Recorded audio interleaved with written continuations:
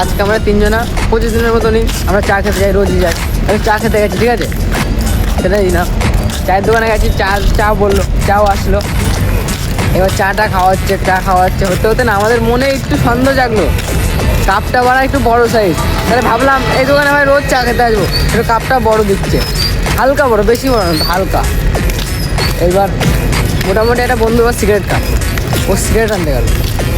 Cigarette আনতে গিয়ে আমাদের বলে কি কাকা আমাদের বিলটা কত হয়েছে, আমরা তিনজন ছিলাম, বলে 68 টাকা।